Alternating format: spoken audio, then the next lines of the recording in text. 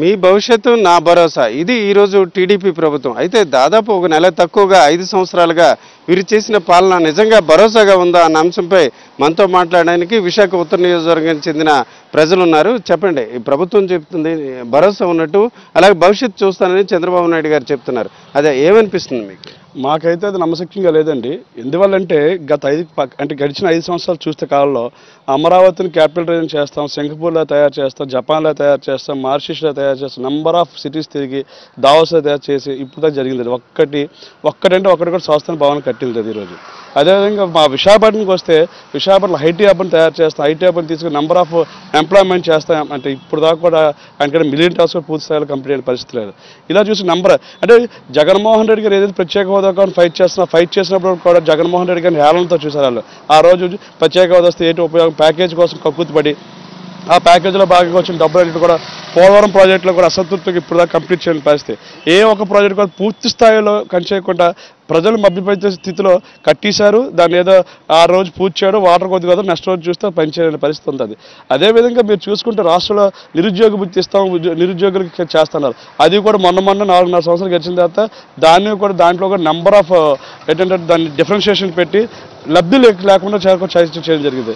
అదేవిధంగా ఆయన చేసే 600 హామీలు ఏదైతే అన్నారో 600 హామీలు కూడా పూర్తి స్థాయిలో ఒక్క హామీ మేము తీర్చామని తేదేపోలో ఉన్నటువంటి గవర్నమెంట్ మినిస్టర్ గారు ఎవరైనా చెప్పగలిగితే that will be very great. అంటే ఈ రోజు వరకు నాకు తెలిసినంత వరకు కూడా ఆయన ఇచ్చిన 600 హామీల్లో కూడా ఒక్క హామీని కూడా పూర్తి చేయని పరిస్థితున్నారు. ఈ టైంలో మేము ఎలాగైనా మీ భరోసా నా బాధ్యత ఎలా నమ్మగలమో మీరు ఒకసారి మీరు కూడా ఆలోచించాల్సిన బాధ్యత అందరి మీద కోరుతున్నాం. ఓకే, మీరు చెప్పండి. ఇతను టీడీపీ ప్రభుత్వం చెప్తున్న భరోసా మాట నమ్మే పరిస్థితి ఉందండి? ఇది పక్కా కల్పితం అండి. చంద్రబాబు నాయుడు జీవితమే అబద్ధాలతో జరిగింది.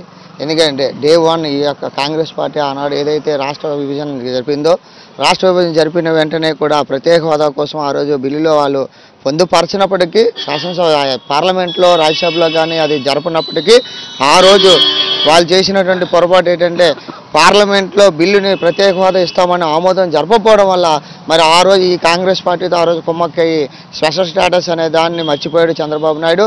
స్పెషల్ స్టేటస్ కోసం మన జగన్మోహన్ రెడ్డి గారు పోరాటం చేస్తూ ఉంటే ఆ రోజు స్పెషల్ స్టేటస్ ఏమైనా సంజీవినా అని చెప్పి మాట్లాడినటువంటి చంద్రబాబు నాయుడు ఈ రోజు స్పెషల్ స్టేటస్ కోసం గగ్గోలు పెట్టడానికి భారతదేశంలో ఉన్నటువంటి పార్లమెంట్కి వాటికి పరిగెట్టి ఖర్చులు ఏంటంటే ఈ ఆంధ్రప్రదేశ్లో ఉన్నటువంటి ఖజానాని ఖాళీ చేసినటువంటి వ్యక్తిగా చంద్రబాబు నాయుడు మిగిలిపోయాడు తప్పితే ధర్మ పోరాట దీక్షని ఆ దీక్షని ఈ దీక్ష అని చెప్పి చేశాడు తప్పితే ప్రజలకు కావాల్సింది ఏది చేయలేకపోయాడు.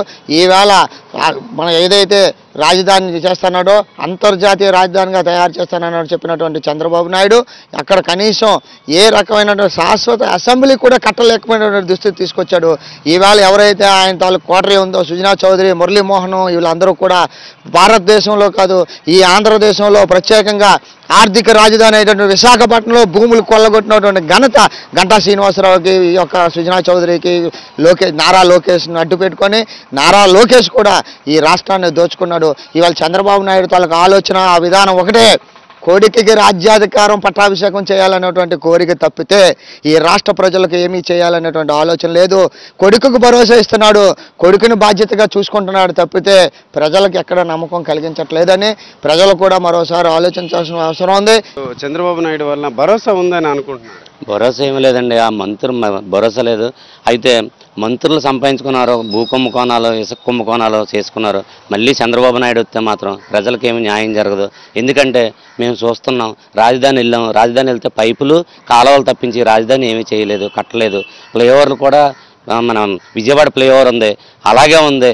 ఇంకేమి చేస్తాడు? చంద్రబాబుని నమ్మరు ప్రజలు కూడా.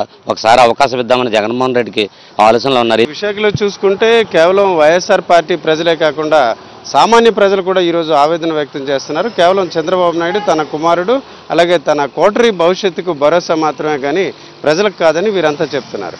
కెమెరా పర్సన్ రంగనాయకులతో రామచంద్రరావు, సాక్షి టీవీ, విశాఖపట్నం.